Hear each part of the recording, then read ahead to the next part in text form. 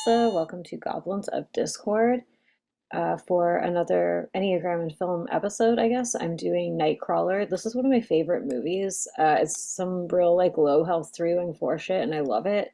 You can watch it beforehand, which I kind of recommend, but I don't know, you do you. So the character Lou Bloom, in my opinion, is a self-pres social, 3w4, probably 5w6, 1w9 fixes. So he's triple competency uh, with no sexual in his type to make him a little bit more human, if you will. No offense to the SPSO 351s out there. But this is such a perfect portrayal of kind of a low health three succeeding being a low health three. And so, like I said in the other video, your Enneagram type projects your ego's fears and motivations. So for three, it's, and in the case of this movie, if I'm not valuable, ambitious, getting after it, making bank, being validated for my skills, especially SP Dom, then I'm worthless and or unsafe. And that creates a self-fulfilling prophecy. But in this case, again, spoiler alert, so watch it if you don't want them. Uh, in this case, it worked to his benefit to be a low health three.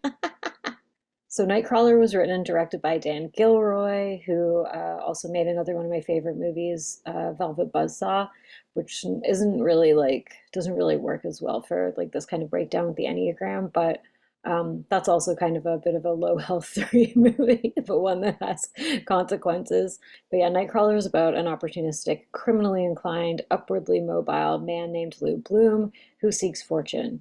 And when he discovers that he has a natural gift at shooting the news, aka crime, through subterfuge, sabotage, deception, and a keen directing eye, which makes sense for an image type, he'll stop at nothing to come out on top.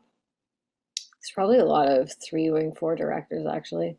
Nightcrawler is also a critique of media exploitation, fear porn, the commodification of one person's pain for another's gain, and even the abuse that directors put their cast and crew through to get like the perfect shot. So I think there's sort of like layers to this film outside of even just applying the Enneagram 3 arc, because it does speak to 3 culture. The cold ruthlessness speaks to the 5 head. The model teacher role that Lou kind of loves to take on speaks to his 1 fix, and he perfects a system that works, and then he replicates it at the end. So yeah, he's kind of like a go-getter, like an aspiring director in some ways, even though he's like an aspiring business person. He becomes a director in some manifestation as this crime shooter, like running around or driving around in his car with his like little assistant, having him do the directions and then getting the shot. So he's kind of almost like a guerrilla filmmaker in some ways. And again, like I think he's a 3. He plays like the low health version of 3, which is the deceiver, the salesman, the striver, the rise and grinder, the manipulator, the actor. And I mean that in the sense of like they're wearing a mask, like they're playing different roles, they're shape shifting. 9s and 6s can do this, but 3s are the ones that are like actively doing it to get something. And, you know, especially through the lens of self-pres social, because he's driven to acquire resources and skills and uses people like the second instinct, like pawns in his little game, and he kind of devalues people. Well, I mean, he does devalue people. He devalues their life. He treats like Nina, his boss, like just like an object of gratification for himself. And this film specifically speaks to 3's deceit, you know, when they're in low health, because like high health 3s aren't really like, they're conscious that they do this and they manage it. It's like everyone has to do it with their own types. Like everyone's got a thing that they're trying to manage once you start doing self work, and then it gets easier because it just, you're not acting out of that autopilot as frequently. But anyways, Lou plays whatever role he has to play to get the desired outcome. And I like this part in the very beginning where he's feigning being lost to the security guard to get away with stealing a bunch of wire, whatever it was, fencing. And so he's like, I'm lost. But I just feel like it also is kind of like a great thematic statement for the 3 path of like trying to find where they fit in, avoiding shame through success and achievement, especially with a wing 4, I think. And the self-fulfilling prophecy for this type could be that he loses everything because of his actions. Like he's like the mask falls and people see him for who he truly is and what he's really up to. But instead he wins through the low health shit. And there are there is one person in this film that sees him for like the monster that he is. And because she's also somewhat of a monster, I'll get to Nina in a minute. They work together really well, actually. So yeah, I type Lou as a 3-wing 4, 5-wing 6, 1-wing 9, self-pres social, and I call 351 the Cyclops, and he has a 469 sad sack shadow. So he has laser focused vision. He can rationalize everything he's doing in service of achieving the goal, getting the job done, being efficient, being competent, achieving, and in the process becoming less and less human with each turn of the story. He doesn't really start out as a human, to be honest. But I also kind of like love this about the movie because we don't know his backstory. We can only guess about like why is Lou like this? Why is he a petty criminal? And then he has this like break and becomes like he goes on this rise. He seeks value and achievement in his heart. With a 5 fix and a wing 4, he wants it to be something exemplary and distinct, set apart, like that's just his thing, his specific skill set that cannot be outdone by any competitor. And until he finds that thing that he's good at, that he can excel at and make money at, he's lost. Because his self-worth hinges on this very thing that has seemingly escaped him to this point. And there's like a whole bunch of undercurrents, symbolic undercurrents in this film that I'm not really touching on, but he does a lot of like self-development jargon, drops a lot of like almost like coaching jargon throughout. And he kind of lately talks about how he listens to all of these. And I think there's a part near the beginning where he's listening to something like that on the radio. So Lou starts at the bottom and works his way up to the top to hold the power, the leverage, the control, the money. He becomes the devil, the deal maker, the success story. So he also shows us that what some people are willing to do to get ahead, which can be shocking or aberrant to types like 6 or 9. And they're represented in this film by the character Rick. So that's his intern, if you will. And the central dramatic question-ish of Nightcrawler is, will Lou succeed? We're watching to see if Lou accomplishes his career goal and what devastation he creates in its wake. It's like, is he going to end up in jail? Is he going to end up dying? Is he going to end up being like a CEO of the news company? Like, what is this dude up to? So the first act, so we meet Lou. We kind of open first on like a full moon. We end on a full moon too, which I kind of like because it shows this transformation cycle on some level. But in the intro, there's also like this empty billboard. It's sort of like late night Los Angeles landscapes, but I like the empty billboard at the beginning because it almost suggests like Lou's writing his own future. He's writing his own story. Like we don't really know. And then it's like he's filling in the advertisement of himself. So Lou, as a 3, is charming, but he's also unscrupulous, underhanded, and he has his eyes on the prize in every single interaction in this film. He's focused on the result, the goal, the outcome. It's just like a straight line. And in the opening, he's cutting a fence to sell, like for wire or metal or whatever.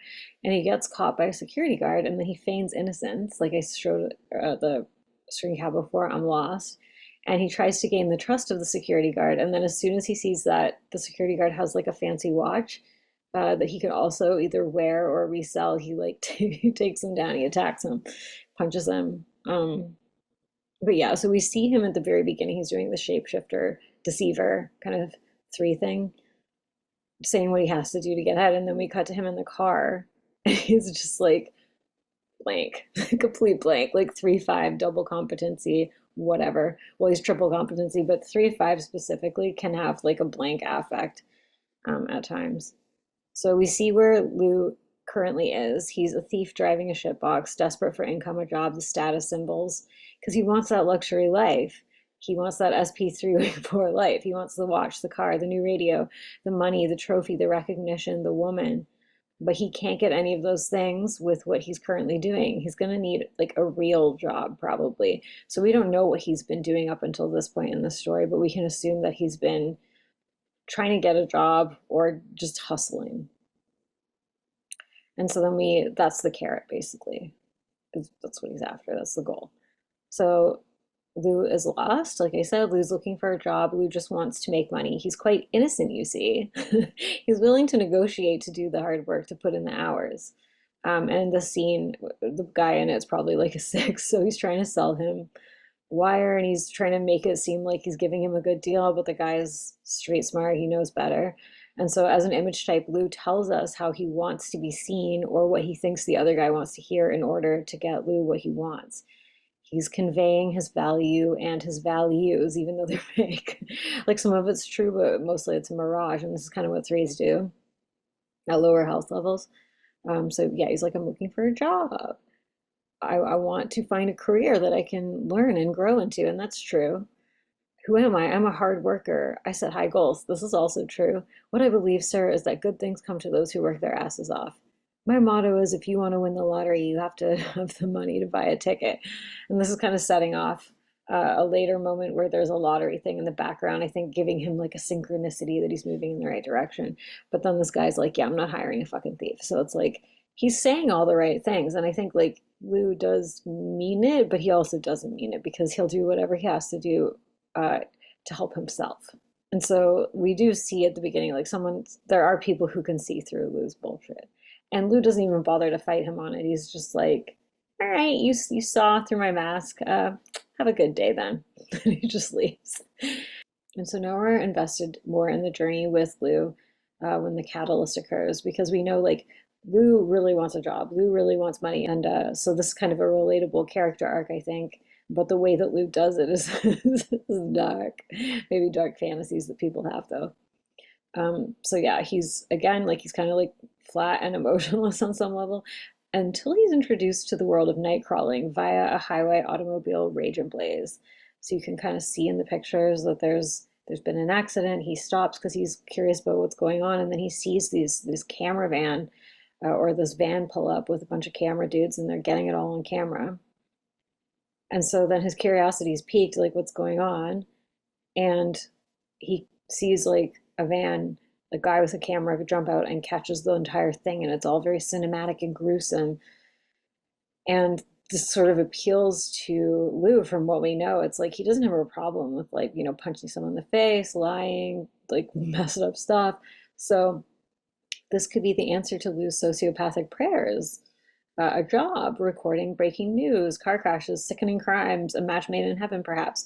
If it bleeds, it leads, is what Joe says to him. And this is sort of one of the themes of the film, which is like basically like if you want to be successful, you have to look for the crime, you have to find the blood, you have to get the drama, the fear, the juice.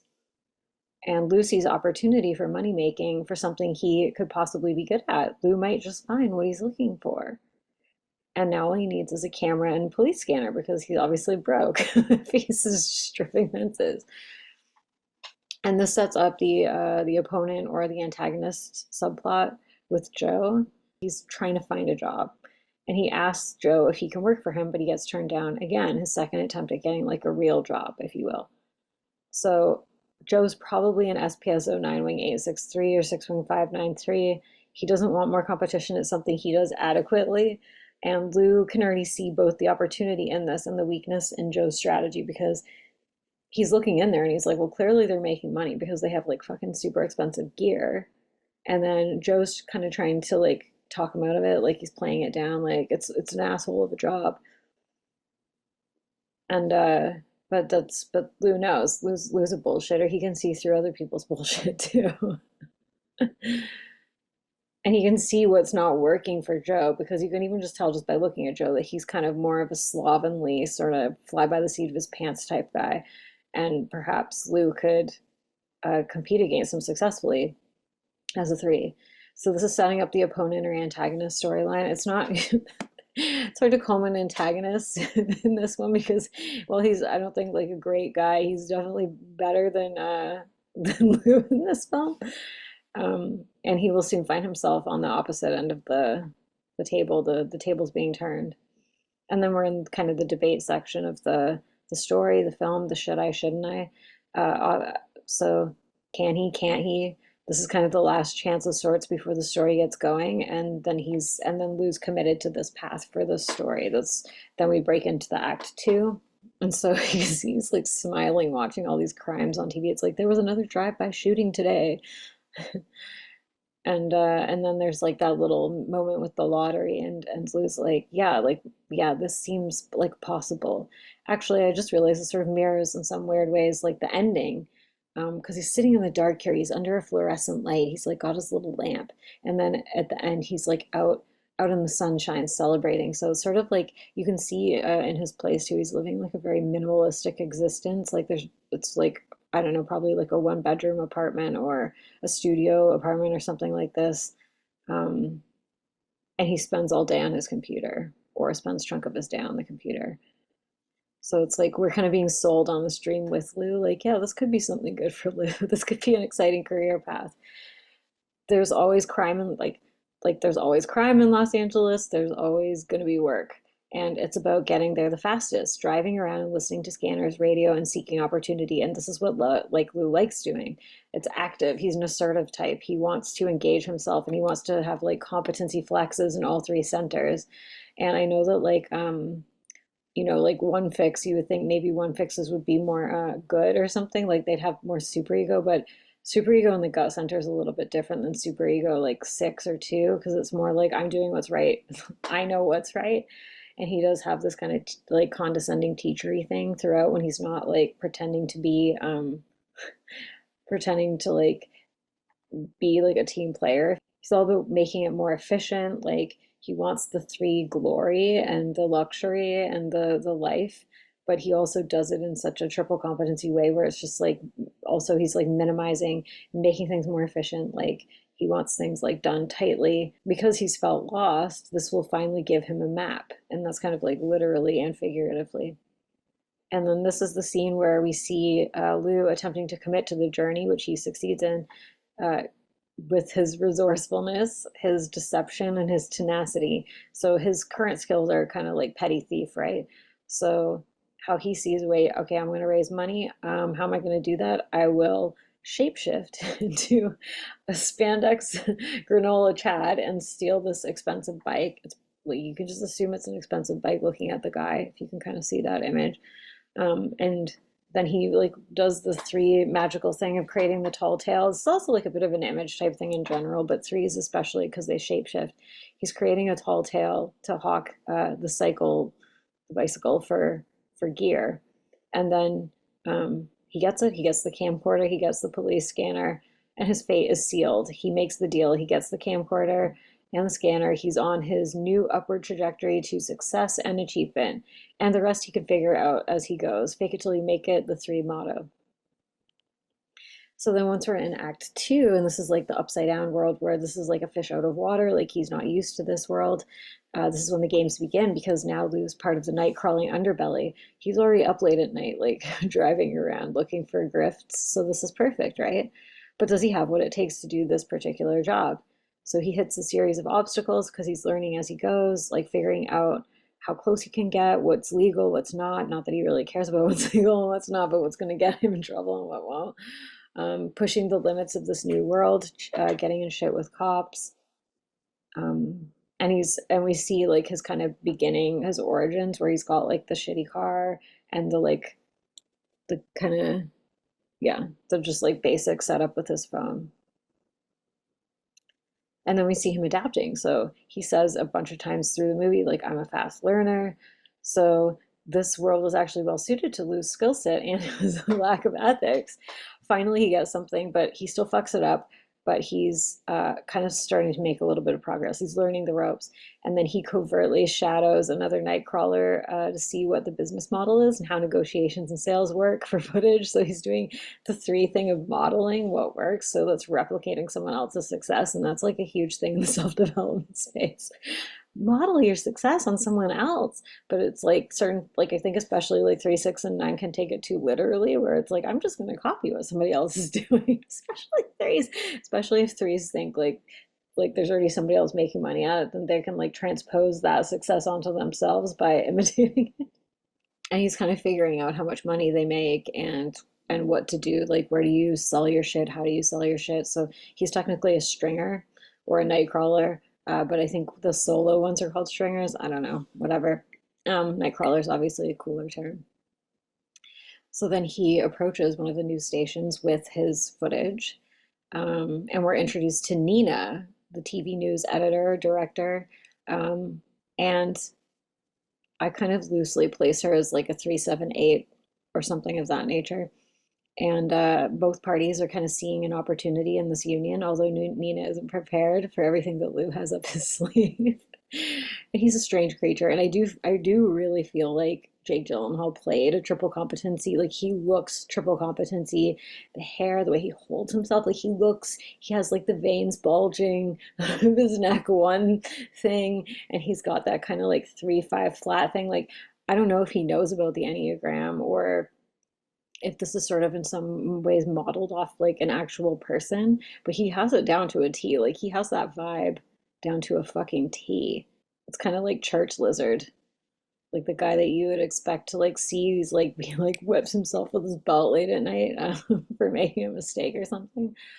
So he's brought them something, and it's not mind blowing, but it shows potential. It shows promise. And Nina sees this, and he feels validated. Like his three image feels validated, where he's seen as like, oh, here's something that I'm being seen as like in a positive light. And then there's this other guy in the room who sort of pops in and out throughout the movie. I don't remember his name. Where he's just like, you're gonna air this, you're gonna show this. This is pretty up close. This is pretty gruesome, and he's sort of like a stand-in for the audience, the same way Rick is, who we haven't met yet. He critiques Lou's methods and way of doing business, and then he will be critiquing also Nina, who's unscrupulous too, but she hasn't had the material to work with to really excel. Nina wants more of what Lou can bring her, and both Lou and Nina are more ruthless in their pursuit of glory than the other people in this news station, and a lot of them are probably like sixes and nines, and they're just sort of like, all right, let's let these psychos do what they're doing. So yeah, Nina kind of plays like the mentor, but she also is a sort of romance subplot. It's so twisted, I love it. But like I said, she validates his image. He's seen as someone with potential, as having an impressive and unique skill set that has like room to grow, which is again what he said, and he gets paid for it. This is somewhere he'll come back to. It didn't invoke a shame response for him. He didn't get rejected. So, I mean, nobody likes to be rejected, but that is like, rejection type 5 stuff. Shame 3. Yeah, and so she's like, you have a good eye, and I want you to come back to me. I want you to contact me. And then he's like asking her like, what do you want? And Nina sees a student that she can potentially mold into getting her what she desires, although she doesn't realize that she's kind of creating a monster. So she gives Lou a clear path to success with her company, which is like basically alluding to like we want urban crime creeping into the suburbs. So that's sort of like we want our victims to be white. We want our victims to be rich. We want the perpetrators to be not that. And yeah, she gives him the image of like, I think of our newscast as a screaming woman running down the street with her throat cut. She wants gore. Like she wants to go all the way with it. And he reassures her, I'm a very quick learner. You'll be seeing me again. And he follows her mandate. And again, I kind of put her loosely at like 378, probably 3 and 4 7 8, or maybe she's like a 7 wing 8. I don't know, maybe an 8. Her character's not as well developed. I also actually like don't really even care to type characters. It doesn't really interest me, but I'm interested in discussing the story through the lens of the Enneagram, not necessarily the actual characters themselves. So what I like about Lou is that he's going through a kind of low health 3 villain arc that's a triumph. So that's interesting. And Nina, she's got to be at least double assertive, if not triple assertive. So it's sort of like assertive versus assertive, but then they find this way to work together where it's mutually beneficial, even though Nina kind of ends up being on the bottom in some ways. So I just think it's an interesting interplay because I do think that that is sort of the nature of assertive relationships, and also with rejection. So rejection is 2, 5, and 8, but more 5 and 8 with the transactional stuff, and especially with self-pres. And I think she's probably self-pres social or something. But it's like they're speaking the same language, and it's like if they can both get something out of their relationship, then they're going to be happy. So Lou gets his first validation cookie, or his second one really, on the news. He gets to watch his peace play. the shit that he shot. Like that's like immediate gratification. So that's like a good thing for like a 3, especially. Um, we're and now we're sort of watching him in the film as he's beginning to write his own film of sorts. And so this can be an image type thing, the delusion, the self mythology. Other types can do it too, but especially for image types, it's like they're trying to write a kind of story about themselves. And for him, it's like he's writing himself a success arc. And he's going to use the footage to create that. So it's like what we're building towards, and we're insinuating where this is headed through the news because he's an attachment and adaptation type. He's going to go with he's responding to what's around him. He wants to keep people on the edge of their seats. Like that's how you keep people tuning back into the news. And that's how he's going to keep getting paid. So this isn't just simple recording of events. This is cinema to him. Also, Lou's mental state is improving. So we see him like now he's like watering his plant instead of just like blank stares. He's now laughing at movies. There's something shifting inside of him where he's feeling his self-worth filling up now, where he couldn't get ahead before, and his external reality wasn't matching his internal self-image of being like successful and impressive and good at something. Now it is starting to converge. And so then we have the intern subplot with Rick, and he's kind of a friend or ally turned antagonist a little bit near the end. So Lou puts out a job offer. Rick's desperate, and now he's showing up as Lewis. So he's deceiving now, pretending.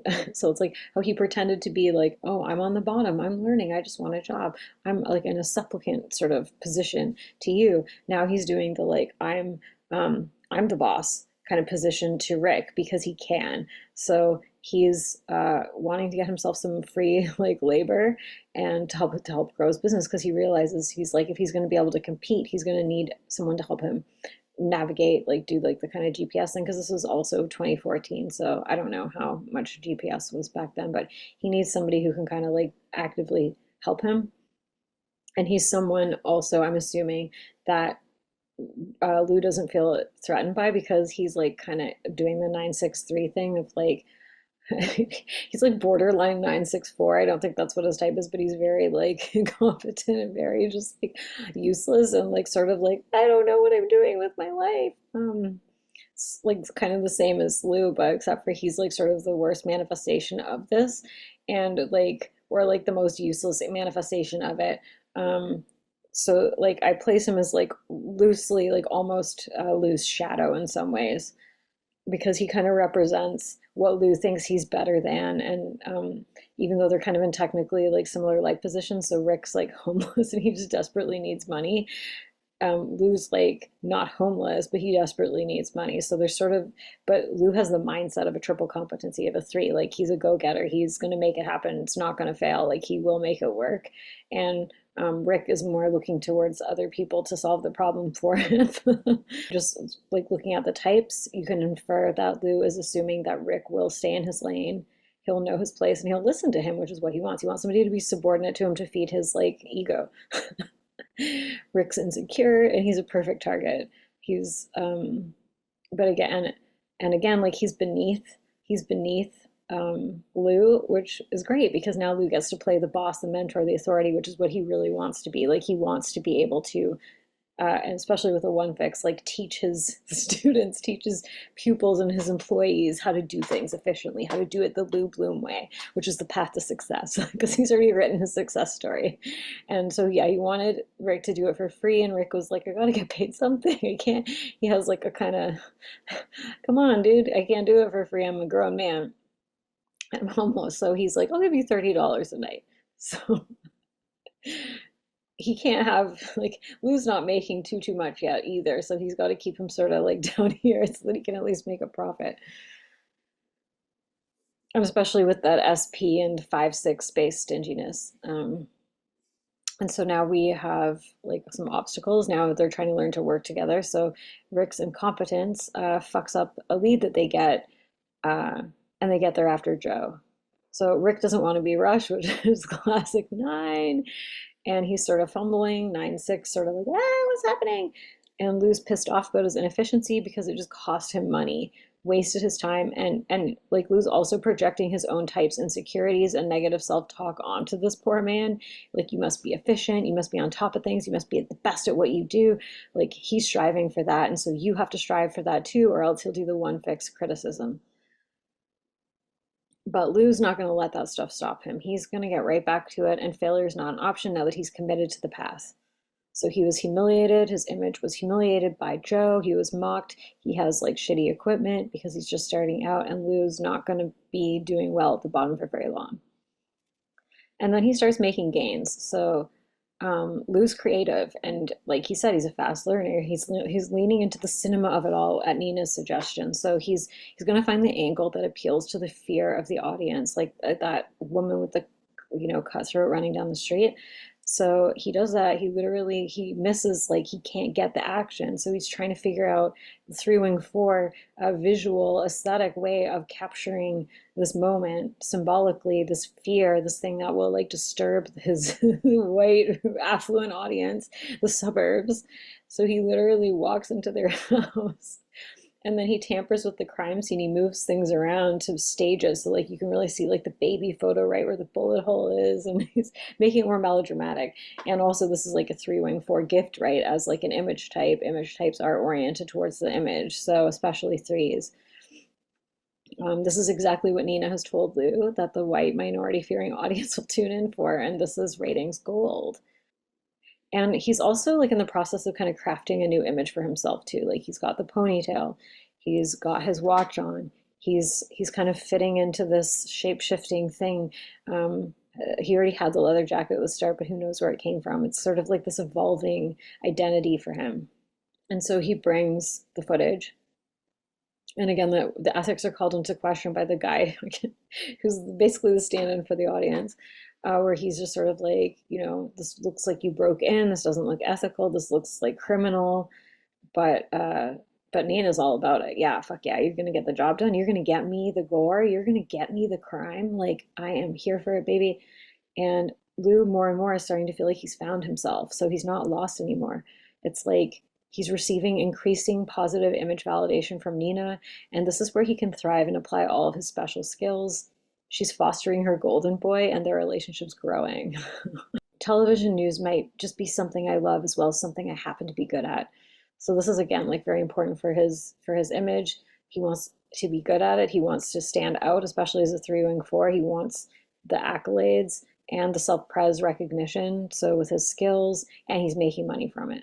And so then we get like the kind of success crime montage. So it's like no pain for other people, no gain. Lou's in the zone. He's growing his gruesome digital trophy stockpile as Rick is growing vaguely wary.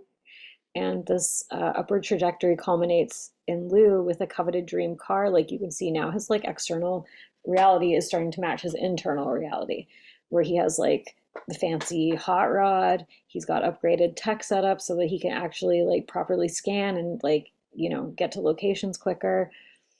And there's scenes throughout this whole movie where he Karens at Rick, where it's like, don't spill the gasoline on my thing, like, oh, don't get it on my car. Like, he's very nitpicky and perfectionistic towards Rick. It's like, again, like projecting his own internal perfectionism onto Rick. It's just this like beleaguered 963. The more Lou has invested in this career, the more he personally has at stake too. So it's like the more money he's like now spending, he's like actively creating this image in real time, the more invested he is in his own success, and like he has to make it work. And then again, we're escalating. It's like the moral kind of quandary, which we realize Lou doesn't have, but as the audience, we're like still like, how far is he going to go? How far is he really going to go? We're sticking around to find out if he's successful, and how far will he go? So yeah, Lou's going from anti-hero, which is maybe generous just because I really like this character, to full villain and monster now. Like we're seeing the slippery slope of like what he's capable of, which insinuates he's capable of more. So the stakes are increasing as his ambition increases, because he starts doing more criminal kind of activities. And he beats Joe to the scene of this bloody accident.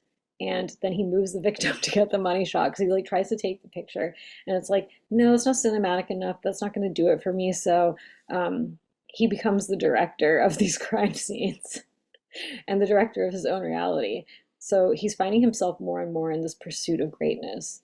And as Lou's leverage and power grows, so does his confidence and his arrogance, and so do his demands. So he's making gains on his opponent. He's making gains professionally, um, with his situation, and he's feeling quite entitled. And that's like an assertive type thing. Other types can get entitled in different ways, but the way threes can get entitled, it's like, I adapted. I did what was written on the sheet. I did what I was told to do, and now I want what I'm promised. I want the cookie that I'm promised because I did everything I was supposed to do.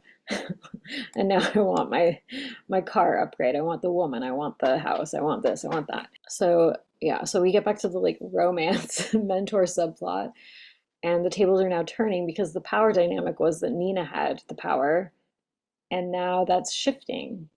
And if you want to get into the gross, like object relationsness of it all, Lou is now creating a situation in which Nina will be providing him with like love, like forced love and nurturance, and fulfilling the needs that Lou can't fulfill himself.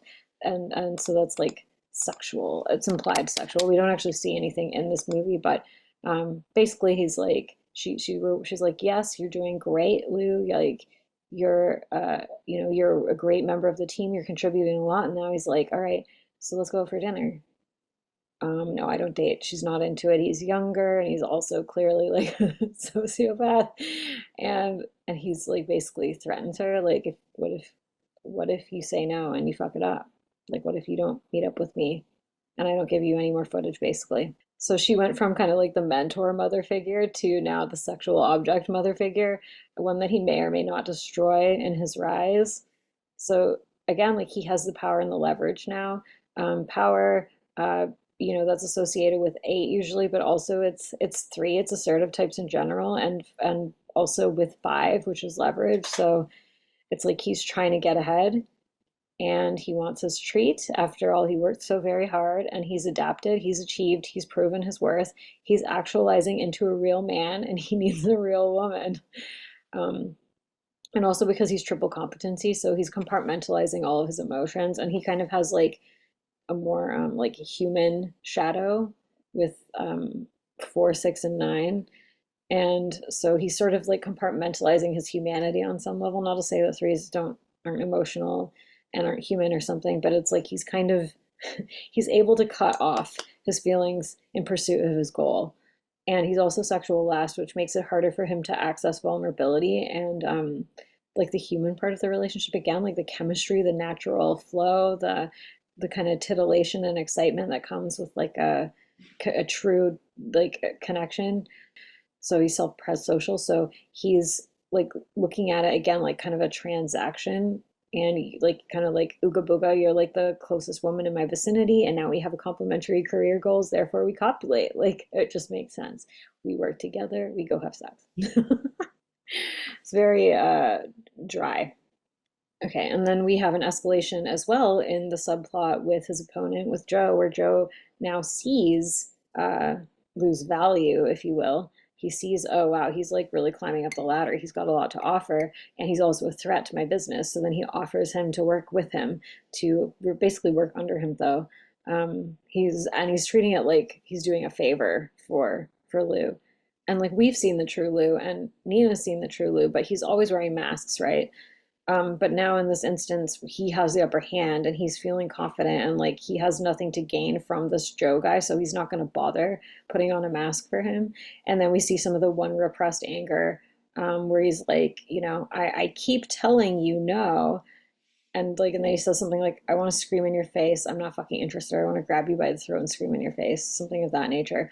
Then he gets in his hot rod, his red car. He doesn't need to operate in some stuffy van for a lout. And it's also probably insulting to his image center, where he's like, I'm more successful than you are, and I'm going to be more successful than you are now. I don't need you, loser. And then Lou goes on the dinner with Nina, this forced dinner, and he makes it loud and clear that he has the leverage, so 5, and she needs him if she wants to keep her job during rating sweeps. So this is where also now we are getting close to the midpoint and stakes are raising. So ratings sweeps is like important in the TV news industry. I don't know the details of it, but he knows that he kind of has her by the short and curlies now, because he kind of like lays out to her that like if she like basically he controls if she is successful or not, or she might lose her job, is what he insinuates, and he's holding it over her head, basically if she doesn't sleep with him.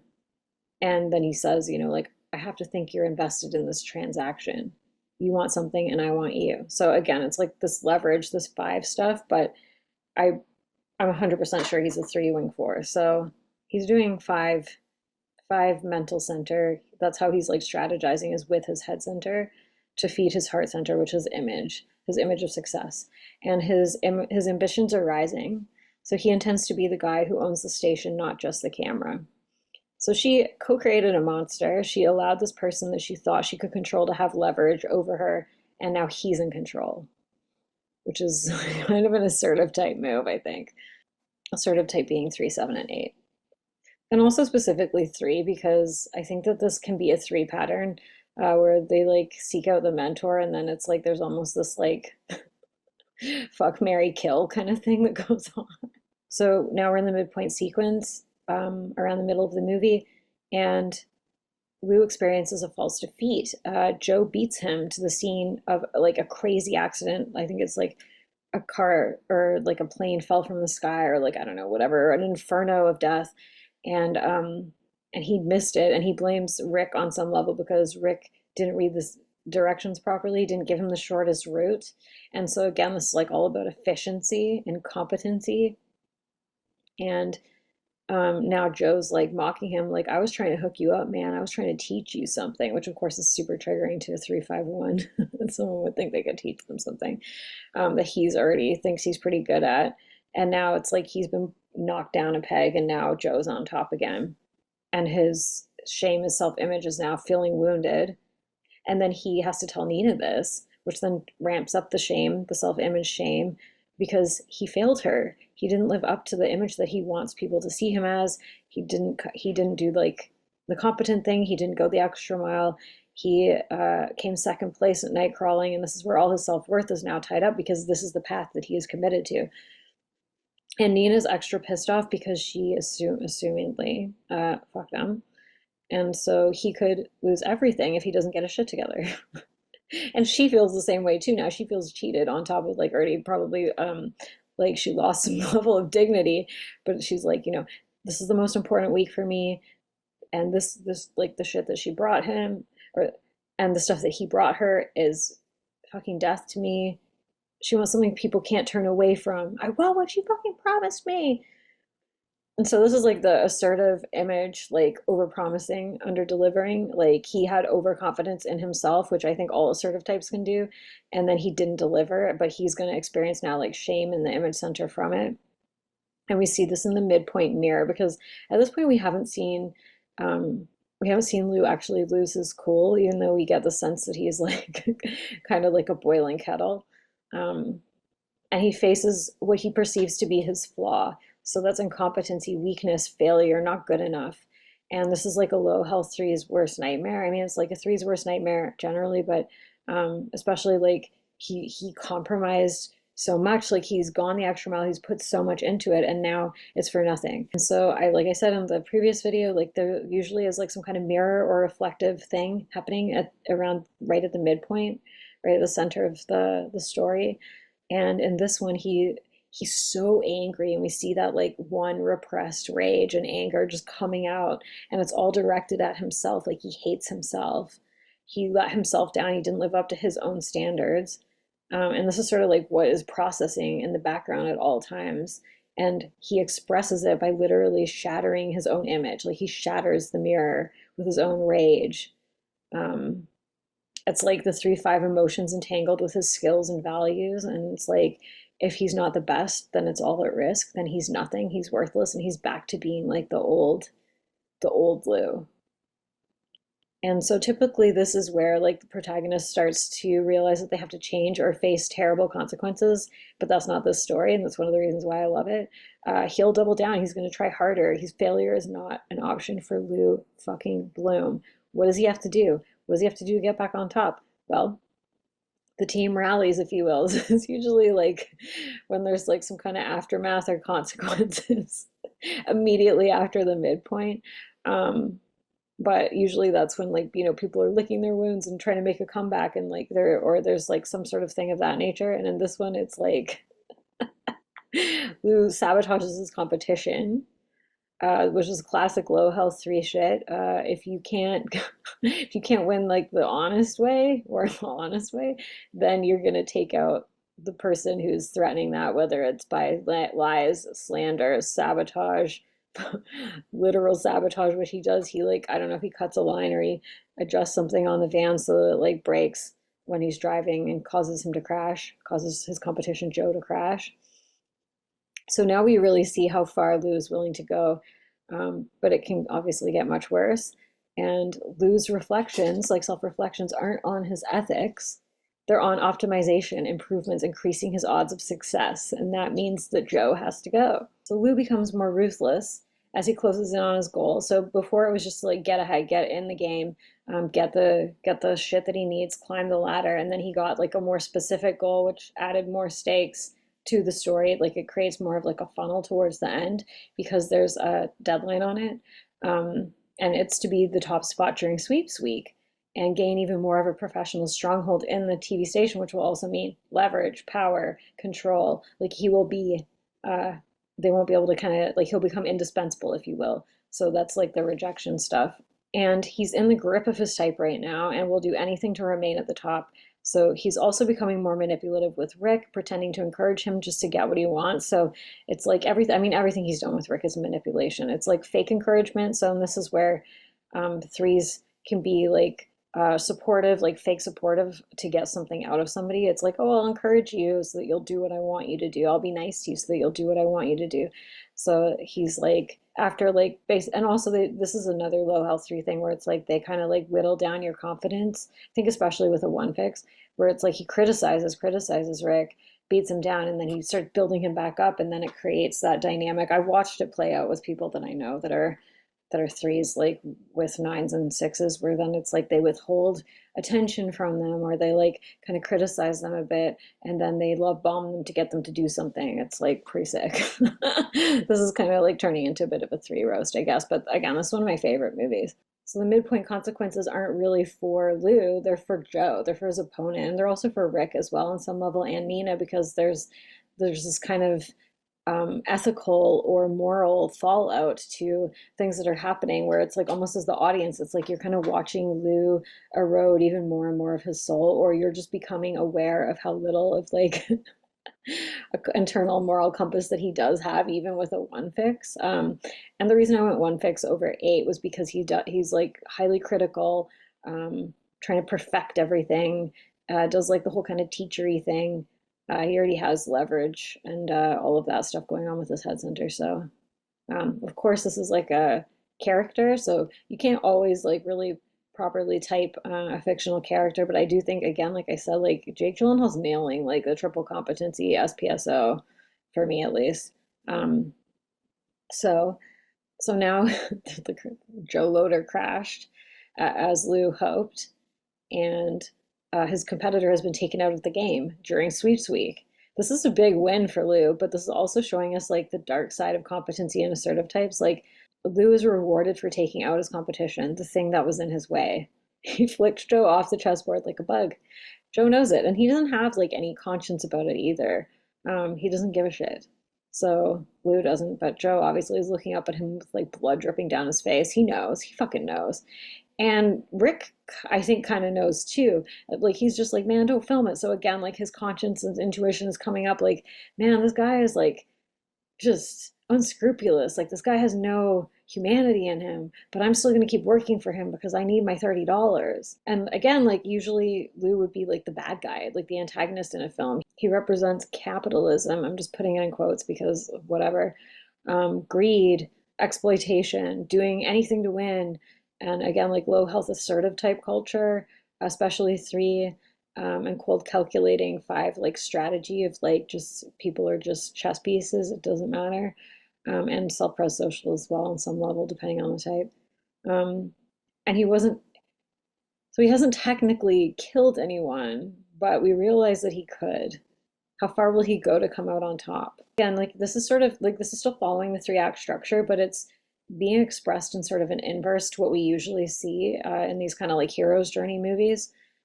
And so it's more interesting. And I will be doing some more unconventional films that kind of deviate, but to be honest, like I actually love like a tight fucking story that just grips you on the edge of your seat, where you're just in it with the protagonist. Lou and Rick beat the police to this home invasion where there's active shooters. So now Lou's risking his own life to get the money shot. Like he's putting himself in the line of fire in order to get the footage. But you know, like paths are gonna path. Gotta get that tasty carrot.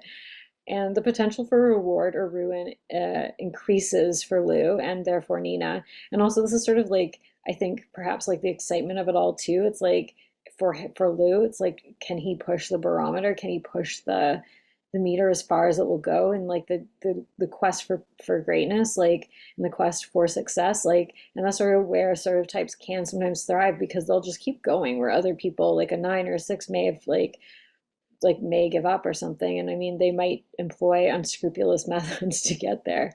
So he records the guys, he catches the guys coming out of the house, the criminals, the shooters, and he gets it all on camera. And then, like, later, he purposely cuts the footage out because he's thinking ahead.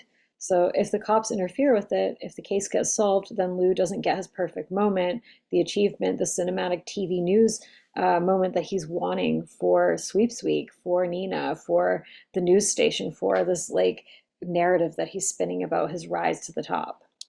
And so again, like in a usual film, this is usually like kind of like where we start getting the dark night of the soul, rock bottom kind of stuff for a character. But in Nightcrawler, this is like an ultimate high for Lou, and it's almost like a dark night of the soul for everybody else involved.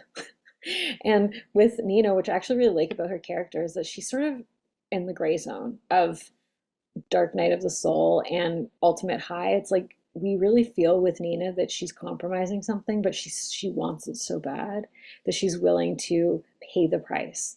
With Lou, we feel there's no price that he's sacrificing. Like there's no soul, there's no conscience. Nina has maybe barely more than him, but it's costing her more than it's costing Lou to be on this journey because because he has her. She has to fuck him. So she's giving up her own like personal integrity. Like she clearly doesn't have a problem with like ethical kind of stuff. So for her that's nothing. But for her to like be kind of owned in some way by this younger man, this like clearly sociopathic man, and she's probably borderline herself, it's like that's a compromise that she's making. And she's just stepping into it. She's just like with each inch, it's like she's making more and more of a deal with the devil, and she knows it. So that's kind of more interesting because Lou's just laser focused. He doesn't care. It's just about the goal. There's not like this internal battle going on between him and like if this is right or wrong or if this is like gonna harm him in some way. He doesn't fucking care. He just wants the carrot. And again, like this dynamic is so interesting to me because they kind of like feed off each other's terribleness. They're enablers. The monster Nina created in her image has gone overboard, and now the monster owns another piece of her. And now his price has increased, and he dangles that carrot that there's more to come, Nina. I'm gonna make you this Sweeps Week, and she believes him. Um, he's laying out his demands. He wants more money. He wants credit. He wants like his news company that he just made up to be featured. He wants promotions. He wants accolades within the station, and he wants more sexual favors. Nina, you said no about something last time. You're going to say yes this time if you really want what I've got for you. Again, we have the kind of audience member in the station that's like, you can't broadcast their identities. You can't do this. This is super unethical. And then whoever the censorship lady is like, well, technically, if you do this and this, you can get around it.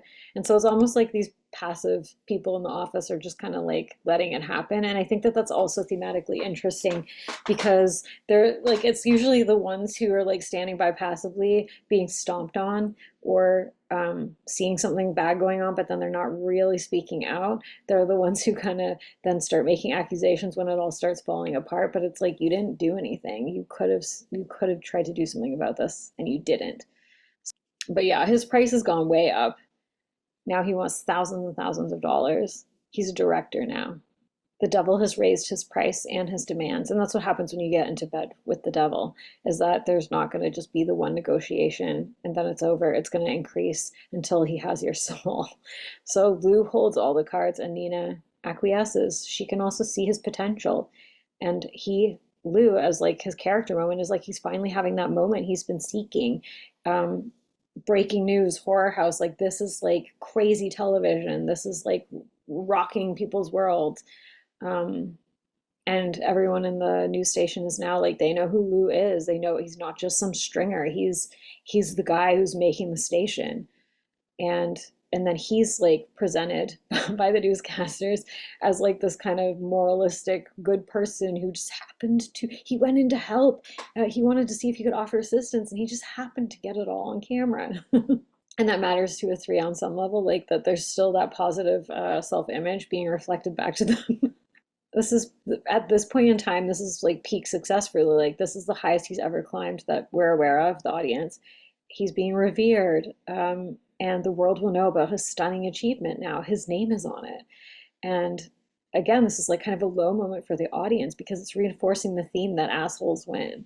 Do you see how, as being an audience, as a participant, you're co-creating this? Because these things wouldn't happen if there wasn't an audience for it. So it's like when people used to complain about violence in movies all the time and all this, it's like, well, it wouldn't exist if there wasn't an audience, if there weren't observers, there wasn't people that wanted to like see it. And so it's a co-creation process. It's not just like one villain. It's like the world, it's like the country, it's you know what I mean, the city, whatever. So that also speaks to being an attachment type, especially a 3, because it's like if you're becoming the image of success within a very specific world, then you're taking on the attributes of that world on some level and you're reflecting it back to the world. So Lou is basically just like almost like a symbol of that culture, and he's the success symbol of it. He's just reflecting back to people what they fear about themselves or about the world around them, but they're co-creating it, they're participating in it. Like if people didn't tune in, somebody like Lou wouldn't exist. And so then we get the aftermath of the high before we break into Act 3. The cops are getting involved. They want to know, like, they want to see the footage. They want to know who the men are. Does he have anything to tell them? And Lou, being really good at shapeshifting and thinking ahead, he's withholding evidence from the cops, and he just believes the lie. He's just believing the lie that he's giving them because he's in like level 3 mode where it's like just autopilot deception. And he's creating his own powerful storyline in every single moment that he's in. And he's withholding evidence so that he gets that cinematic moment for Sweeps Week when all eyes are on his work. Lou is now in the director's chair. He's in control, and he's not going to let some fucking low-life cops stop him. So Lou then, uses the footage to find the culprits off the license plate, and he finds their address. And now we activate the climax, the finale, how is this all going to end? Is this motherfucker going to be rewarded, or is he going to be taken down like a criminal with the criminals? So now we're in Act 3, and Lou is ready to take on the big make or break moment. This could land him in jail. He could die. He could lose everything, or he could have it all. So this is like high drama. And his goal has evolved and grown, so he's no longer content with just the position that he was in as a stringer, which we've already seen this development coming into fruition. But now he'll have like the greatest story on the news station, possibly TV. You never know what will happen with it, right? And he will get money to expand his business and overtake the market. Like he knows when he has this, he has everything that he wants. In that moment, he has all the leverage, all the power. Everything Lou's been working towards, professional, financial, skill building, his love interest, it all hinges on this one moment, all coinciding during Sweeps Week. So this is like a no guts, no glory situation. And Lou senses Rick's skepticism, and he knows also that he's going to have to give him a kind of carrot, his own carrot, in order for Rick to really fully show up the way he needs him. So he promotes him from assistant to executive VP, and he gives him a raise. He lets Rick set his own raise price, which he sets to $75 a night, and Rick's like, I could have gone higher, couldn't he? And he's like, yep, like too late though. So there's sort of again this like reflection of like, are you willing to take it, or are you going to allow somebody to take it from you? Are you going to be the one to assert what you want, or are you going to just allow other people to set the tone? Like, and also like how you sell yourself short. Rick isn't cut out for this kind of business, which we've seen again and again. But Rick's finally realizing that, just like Nina, that he's in bed with the devil. Lou informs him that someone was alive when he went into the home invasion, like when he went in there and he recorded it and he didn't do anything.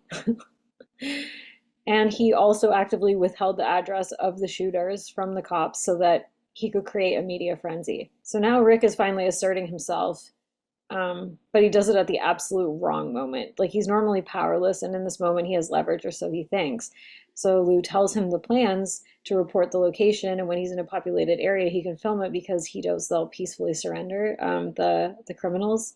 And it's also like, a real moment of like sealing his fate, because he knows that it's wrong. Like, Rick knows that it's wrong. It's not like Lou, where Lou is just like wired to not give a shit. Rick cares, but he'll do it if the price is high enough. So that is like really truly making a deal with the devil, because it's like, if you're giving up something of your soul on some level, then you are making a deal with the devil. But a devil can't make a deal with the devil. Do you know what I mean? So Rick doesn't realize though that you don't negotiate with someone like Lou and come out on top. And then like ominously, Lou just turns to him and he's like, I'm just gonna have to give it to you. And then Rick feels like, okay, yeah, you're gonna give it to me. And then he tries to give like Lou a little piece of advice, like, you got to talk to people more like they're humans. You got to let people in. You don't understand people. But the thing is, Lou does understand people. He just doesn't fucking care. And he understands people better than Rick does, because he sees the spectrum. Rick's mind doesn't go to the sociopath spectrum, so he's not like actually accessing the same level of information that Lou is. So now we get to the climax, the beginning of the climax. So they're staking out the restaurant and the shooters are there, and Lou calls 911, tells them his name because he wants the reward money, and he claims that one of the men are armed. And this sets in motion the showdown, the climax. So Rick's conscience is getting the better of him. Like, increasingly, innocent people could die or get hurt. He doesn't want to participate, but again, like, he already sealed his own fate. So Lou tells him to get out or he's going to pay the price, and Rick complies because he knows that Lou's not lying. So we also see Lou dropping the mask in front of Rick in this kind of interesting moment where they're both kind of being honest with each other, where Rick's like, I don't care about the fucking job title. And Lou's basically just like, I don't like people. Like, he just is straight with him. It's not that I don't understand people, it's that I don't like them. And when a 3 drops their mask in front of you, it can be because in this instance, they're going to take you out, or they're making you not a threat. So, because then they don't care. They have no shame around anything, right? We also see through the sequence that like Lou's been increasingly getting reckless in his driving and showing the increase of his own drive, I think, like, and thirst for the goal when it's so close. So it's like he just kind of drives even more crazy and like speeds a lot more, goes way over, like it's super reckless. And it was sort of like increasing over the course of the movie to kind of match his own drive and ambition, I think, which is kind of cool. And a kind of interesting metaphor for 3, because he could damage himself in order to get this shot. He just does not care, because it's all in pursuit of the goal. And so then the scene is set. Lou's got his theatrical moment all ready, just anything could happen. And they're both in position to record, and catch it they do. After a bunch of people get shot, including, I think, a cop, officer down, then one of the criminals escapes. I think one of the other criminals is dead or shot or something. And then it sets off this like hot car chase where Rick records everything, but he's like freaking out the whole time. But Lou's cool as a cucumber, and he's like basically directing Rick to get the wide angle, get this shot, get that shot. Lou can just, all he cares about is his vision is coming to life right now. Like he is capturing news, like TV news gold, and he knows it. He wrote it, he cast it, and he is now directing it. And Rick sees the insanity of Lou and that he could get them killed, but he's like, it's too late. He's along for the ride, for better or worse. Like it's the kind of passenger nine thing where it's like, you could have left the passenger seat at any time, Rick, but you didn't, and now you're along. You sealed your own fate. And then the criminal's car crashes and they stop. There's like flipped cop cars, whatever. And this is when we get into like the final confrontation. And so it's both the criminal, but then it's also Lou versus Rick. So like I said, the ally became the antagonist for Lou. So Lou sends Rick to get the shot of the man that he knows isn't dead, the criminal, because he knows that there's a high chance that the guy will just shoot Rick, which effectively removes him as a witness that could rat him out, which Lou's kind of getting closer and closer to probably fearing that he will do. And also, he doesn't want to share his reward money. He cares more about that $25,000 that he'll be losing by sharing $50,000 with Rick. And so he would rather just take Rick out. And by Rick continuing to follow orders against his own intuition, he seals his fate. Like I said, it's the 963 fate. And Rick also, he just didn't have the chops to keep up with the rat race. And this is just a casualty of war in some ways. Like when you're like showdowning with like rampant, insane, assertive types and sociopaths, it's like you can't win. You can't win against these kinds of people. So then the criminal shoots Rick, and Lou's just unflinching, and he's recording it all. And then the killer gets out of the criminal gets out of the flipped car, and they just have this moment of looking at each other. It's like a game recognized game moment or something, where it's kind of also a mirror, where it's like he's almost showing you what else is Lou capable of, and like where he could be possibly headed as like an egotistical criminal who also could crash his own luxury car and could get gunned down for crimes. Like he's playing with fire. But also he's looking at his own creation. He's facing the consequences, literally, but in a positive way. It's like exhilarating for him. He's like, I directed this. I moved these pawns together. I created this monumental explosion, this theatrical uh, piece that is now going to be on television. And he's like, this is like a real climax moment for him. This is like a SP3 climax that he's having.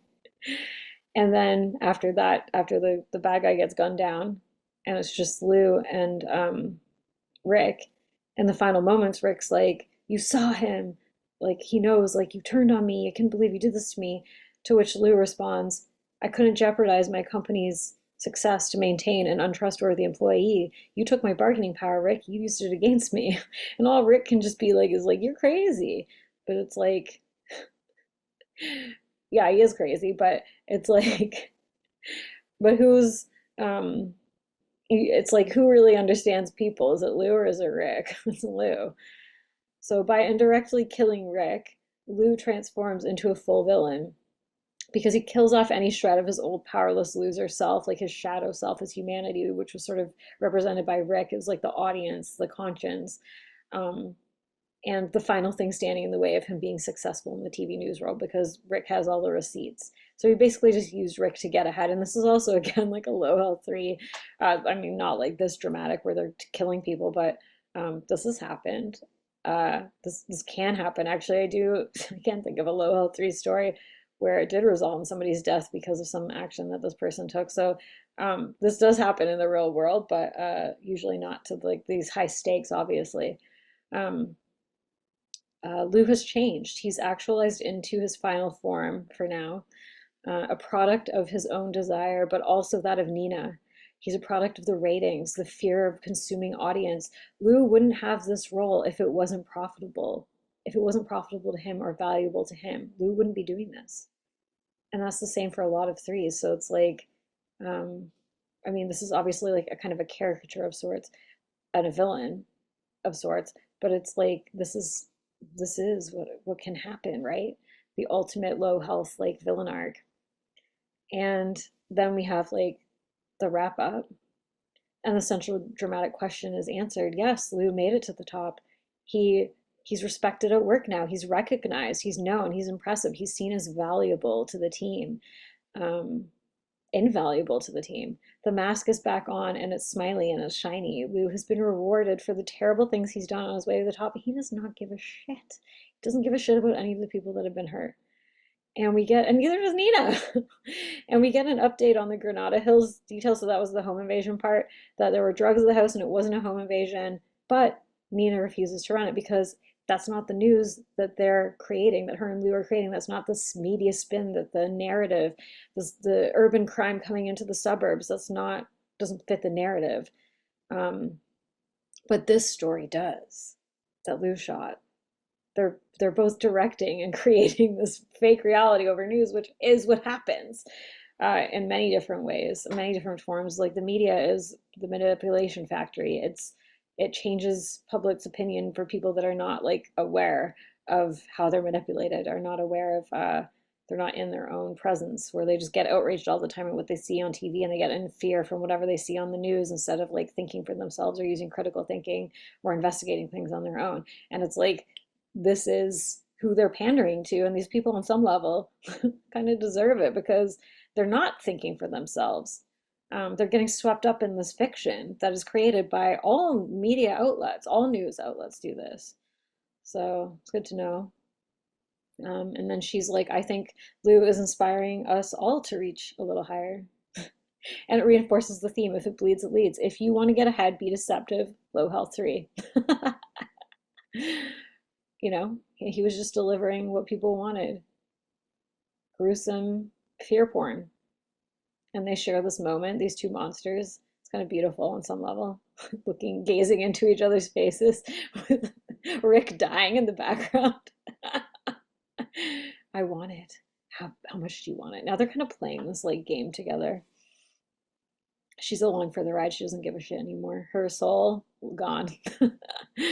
The cops show up and they want the footage to analyze, and they don't want it to air, and Nina won't give it to them. Nina's like also transformed through this process, and she can block them without them having a court order.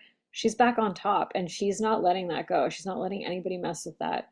She's made her peace with being loose bottom because it gets her what she wants, and Sweeps Week is obviously hers now. It's hers. Like, this ensures her career for at least another little bit. And it's like symbiotic greatness crystallized. And Lou has perhaps like healed a mother wound. Nina and Lou are beautiful monsters together, and they're both on the highway to hell.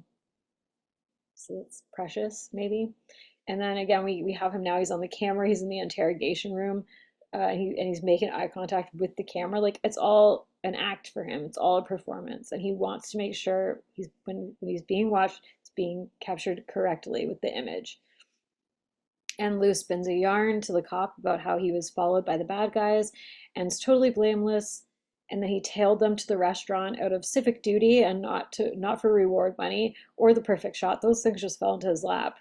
So the cop, who's like probably like an 863 or 683, doesn't believe him, obviously, but she can't do shit. Rick's dead. There's no witnesses. So Lou now has his little pocket full of platitudes, and I'm just doing my job. Nothing to see here. I like to say that if you're seeing me, you're having the worst day of your life. He's also looking at us. Actually, I don't know if Joe originally said that. I can't remember. So he might have even cribbed that one. Classic 3. He's also looking at us through the security camera, because I feel like it's like the audience knows the truth about what's under this mask, and they can't do shit either. The audience is sort of the victim on some level, like the people who take issue with this type of character and this type of person and this type of character arc. I love this. I love this little snip.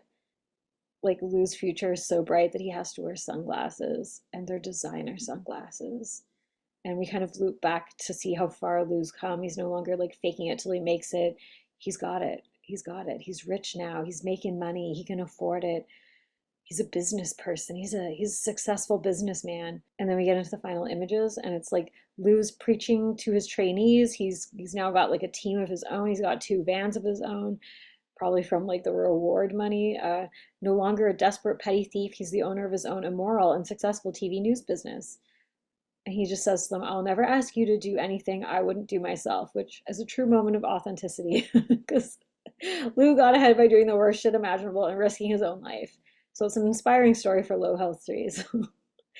And we end on his two company vans driving off into the crime-riddled streets of Los Angeles, presumably having replaced his competition's model. Again, another like three move. Replicate the competition, what they're doing right, and then take out the competition. There's a full moon in the distance, like the one that we opened on, but this one has broadcast towers in front of it, like a kind of a silhouette, a symbol. And the full moon is also a symbol of transformation, culmination, something paying off, or perhaps from man to monster. And if you want to link it back to the very beginning where there was a full moon, it's like maybe he was completing another kind of cycle at the beginning that we don't know about. So Nightcrawler, we start off with Lou. He is lost, and then he is found. He is a failure, a loser, a thief, and then he's a successful business person. Lou's transformation arc is from being a struggling low health three to a thriving low health three. He is lost, and then he finds his path. He needs the map, and he creates one with Nina and the audience, the public. He attaches to the inner desires and needs of the public through Nina, and he becomes that. He becomes what they need, or what they desire, rather. He provides them with the service that they're looking for, and he benefits from it. And I think that, like, for me at least, this movie is like a really good example, like a reflection back onto people of what they consume and what they're interested in and what they put their attention onto and why. And so it's like Lou's success is completely dependent on that. I just think that this was like a really interesting portrayal of a kind of a three arc. It's like a success arc, but he's a villain on some level. And then for Nina, she has a kind of similar but more complicated arc. So she sacrifices more than he does internally. But she seems like she came out on top too. She decided what she wanted, which path she wanted, and which path she didn't want, and she committed to the path. And I think that that's also like a three thing in general, is like they will commit to the path. I think sometimes threes take issue with being described in the way of like becoming what's desirable in society, or in whatever instinctual realm it shows up in. But that is really what's happening.